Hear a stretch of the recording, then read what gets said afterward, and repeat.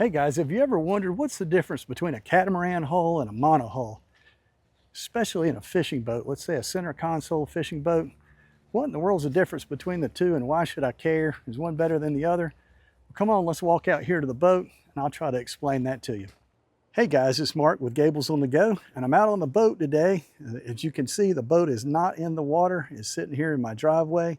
We actually took the boat out of the water when Hurricane Debbie came through about 10 days ago or so, just to make sure it was high and dry. We had some maintenance we needed to do anyway. So I wanted to show you guys today a difference in the boat that we have down here and all the boats I've owned in the past. I think I've had 16 different boats.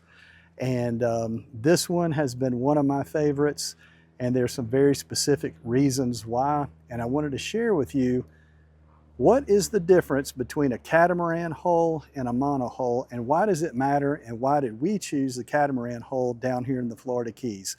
So I just wanted to share that with you guys. Maybe it'll be helpful to you, and it's not a real estate thing, but it's kind of related, because if you buy a house down in the Florida Keys, you're probably going to have a boat.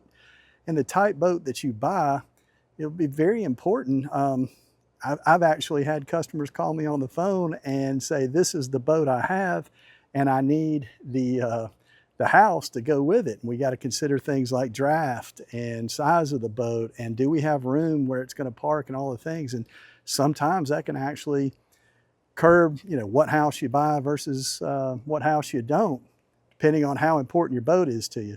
So come along with me and I'll share some things about that, and maybe this will help you out somehow.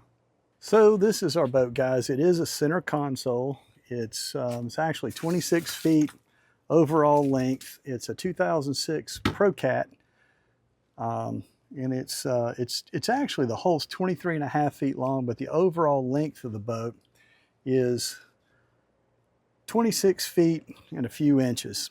And just want to show you, and I'm sorry guys, it's an absolute wreck. We've had it parked out here in the driveway, getting it out of the storm, and it's dirty, it's got leaves in it and all kind of things. But anyway, it looks from the top side basically like any other center console boat that you may have seen. It's rigged for fishing, got a big bait well here, got all the things that we wanted for fishing. But it also doubles as our sandbar boat and our getting the family out boat. We've got plenty of room up here in the front for people to sit.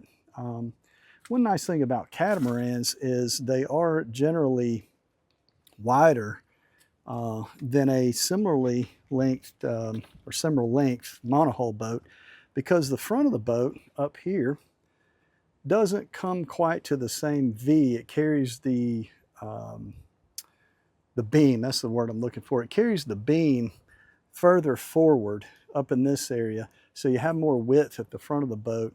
If you were in a 26-foot monohull boat just like this one, it would be a lot smaller up here in the front in general than a catamaran would be. Look at the distance between these motors in the back. I'm going to tell you something. If you've ever driven a twin-engine boat, there's a couple of things I really love about the motors being this far apart. When the motors are that far apart, you've got an exceptional amount of, what's the word? Not torsion, but force between these motors. If you want to spin this boat on its axis, like if you're in a canal and I just want to spin it 360 degrees, those motors are so far apart that I can put one in reverse, one in forward, and this boat will spin on its axis. It makes this boat exceptionally maneuverable, way more so than any monohull boat I've ever had. The other big thing is this dive platform. Guys, if you look back here, and again, sorry for all the leaves and mess, but that is a huge dive platform. If you guys are divers, or you got people getting in the water at sandbars a whole lot, I'm gonna tell you what, you just about can't beat these huge ladders and areas back here where you can get people on and off the boat really easy. That is much more difficult to do in a monohull boat with the motors close together. So let's take a look at it from this angle, and you'll start to see the immediate difference. Take a look at the hull underneath this boat. I'll go right down the middle. So you got a sponson on this side and a sponson on that side. Some people call them twin hulls. They're actually called sponsons with catamarans. But you can see all the way down through the middle of that boat, instead of what you're normally used to seeing is just a big V bottom there, and you would have one hole underneath. And so what that does is it creates a much thinner running surface here. Look at all the barnacles. Our boat's been in the water for 2.5 years, guys. And to be honest with you, it actually looks better than I thought it would when I pulled it out of the water. We've not had bottom paint put on this boat in, yeah, it's been right at 2.5 years now. And the bottom paint has done a really good job. Most of that you see on the side right there is just algae and stuff. We do have some barnacles growing up here, and this is what starts to really drag you down in the water, stuff like that right there. But it's not too bad for being in the water for 2.5 years straight with nothing else done to it. But anyway, back to the hull. So you've got these two sponsons that cut through the water all the time, and as you can imagine, when it gets a little choppy out there, on a monohull boat, because you have the big V hole in the middle and there's so much displacement and nose lift on those boats, it doesn't really cut through the water as much as it porpoises, and it kind of gets banged around. And you, as the passenger in the boat, or the captain of the boat, I mean, you're sitting there just taking a pounding, because the boat's just bobbing up and down, and it just beats you to death. And my old knees, I used to be a catcher and play baseball, and I tell you what, I don't know if I have any cartilage left in my knees. But anyway, you can see these sponsons, they come all the way to the back. And I would say on average that a monohull boat does lift the nose a lot better than a catamaran does, in that, you know, it just has more natural lift on the front. But the trade-off with that is when you're in choppy water, let's say 2 to 3 footers, you're you know, running along at cruising speed or whatever, you just don't get that jarring banging all the time like you do in a monohull boat. It's definitely the old Ford or Chevy debate, guys. It's, you know, I'm going to have everybody commenting saying, oh, monohulls are just as good as catamarans, or they're better for this or better for that. And there are so many circumstances where you would be absolutely right. This hull choice is based on where I live. Down here in the Florida Keys, we almost always have kind of all the time there's a chop. A lot of times there's an east wind, everything's close together, so you don't have really big stuff all the time, but it's always just a constant banging and pounding out there. And that was tough on me, tough on my passengers on the boat. And over the years, I learned the catamaran hulls that don't bounce so much, don't beat you around the boat all the time, are just overall more comfortable 90% of the time. And like I said, I know there's going to be cases where, you know, a monohull's you're going to have higher bow lift, and you're out some really crazy waves, and you don't want the nose to dive on you all the time. I will say, in this boat, in this catamaran, that is scarier than a monohull. The monohull will keep that nose higher. But you know what, really and truly, how often am I going to go out there when it's, you know, 4 to 6, 6 to 8 footers out there? No, my butt's staying in the house. I'm not getting out on the boat on that. So, you know, there are arguments that a monohull is better. Here's another thing that I do know. Monohulls typically are faster overall, and especially with an older design like my boat. The equivalent powered monohull in this size boat would outrun this boat big time, top end speed. I mean, just go off and leave it, because they get up on plane, they scoot across the top, the resistance drops, and those boats are just faster.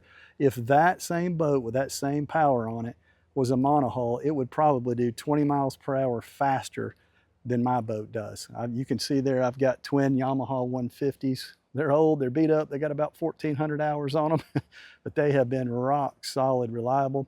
They'll only push this boat a top end about 32 miles per hour, is about all I'm going to get out of it. If that were a monohull with that same power, I actually had a 28-foot cobia with twin 200s, but the boat was bigger, the motors were slightly larger. That boat would run 52 miles an hour all day long. So you'll see better speed in general out of a monohull than you will a cat hull. But the trade-off for me, I don't really care about going that fast all the time. Yes, it was nice when I had it if I wanted to make a quick run out. But you know what? Day to day and every day, especially if you live down here in the Florida Keys where you're boating a whole lot, I find that I'm going to go for comfort 90% of the time. You know, I just want to go out and have a good day out on the boat, easy fishing, easy cruising, take the family to the sandbar, whatever we're doing. And I just find that day in and day out, the catamaran hull is so much more comfortable than the equivalent monohull would be. Let's talk a minute about the age of this boat and how catamarans over the years have really, especially here in the United States, catamarans have really come a long way. If you go back and do some research on catamaran hulls versus monohulls, you'll find that in areas of the world, especially areas like Australia as an example, you'll see, gosh, a ton of their boats over there are catamaran hulls. Here in the United States, catamaran hulls have not been very successful until recently. When I say recently, I'm talking about in the last 10 years. Prior to that, you just about couldn't give a catamaran hull away. I never will forget, I was talking to an owner of a very large boat manufacturer. I won't mention the name because I'm going to say what he said, and I don't know, he may agree with this now or not. But when we went to buy one of our boats, I spoke with the owner, and they owned 4 large brands of boats, commercially sold to the public. And I asked him, I said, why are you not making catamaran hulls? And he said, oh, Mark, that's real simple. The American buying public can't stand catamarans. They're just ugly. And you know what?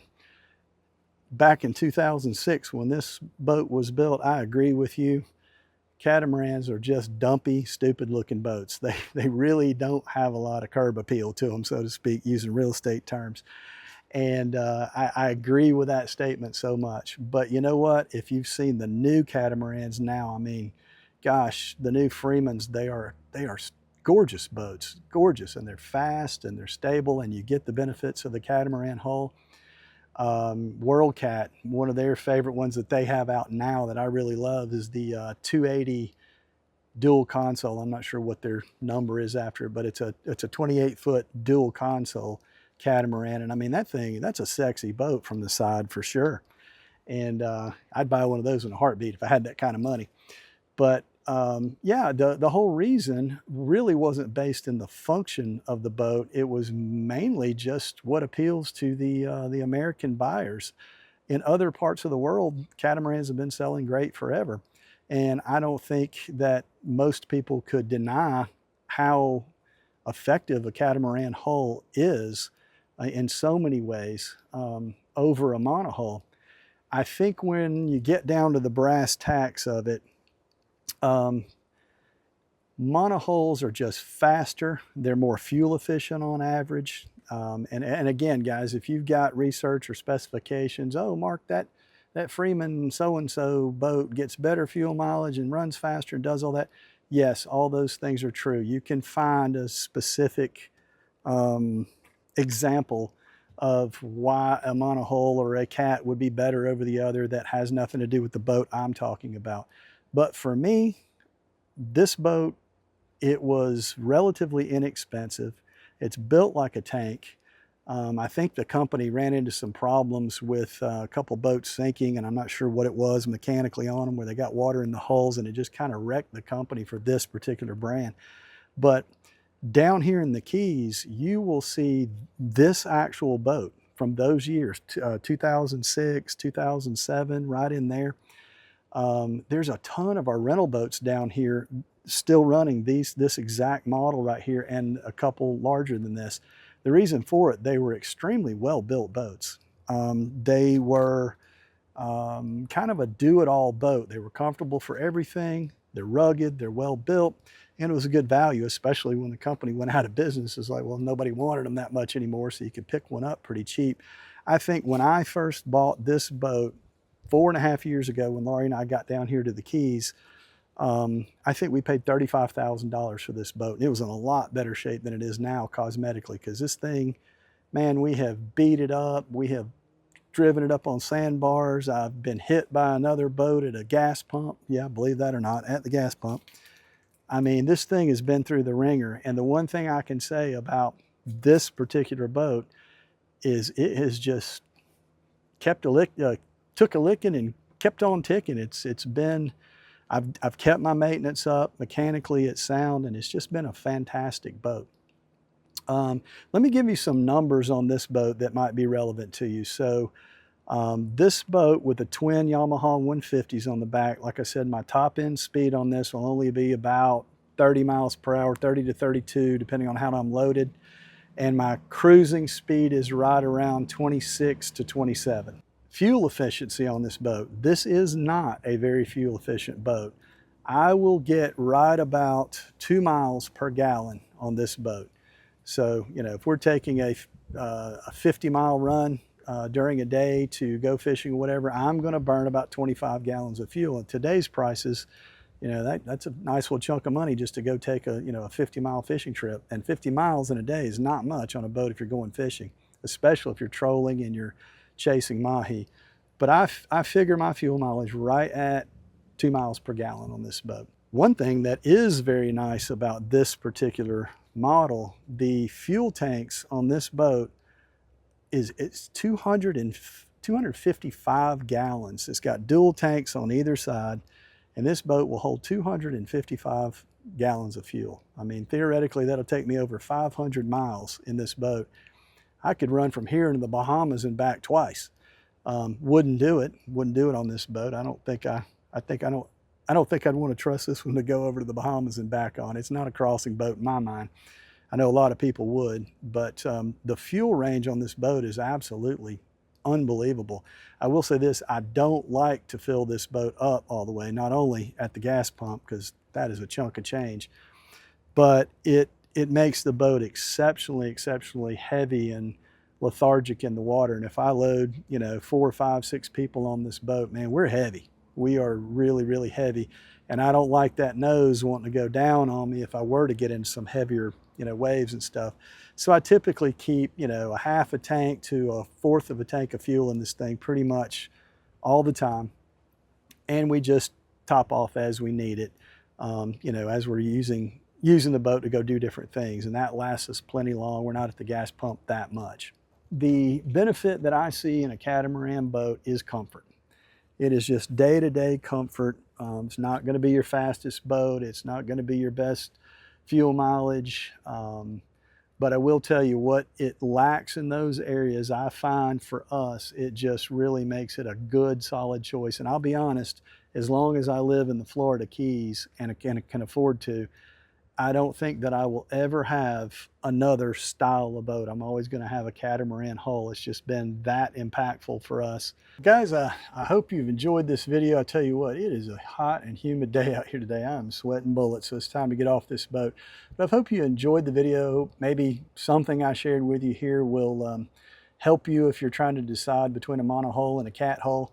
And you know, if there's anything I can help you with down here in the Keys with stuff like that, obviously real estate, that's what we do. But if you want to give us a call and talk about the fishing, or if you want to pick my brain about boats and the things I've learned over the years of having boats, not only here in the Florida Keys, but all over the southeastern United States, feel free to give me a call anytime. I'd be glad to chat with you. As a matter of fact, I like chatting about that stuff because it gives me a little break from real estate every day. So anyway, guys, thanks so much for watching the channel, and we'll see you next time on Gables on the Go. See you later.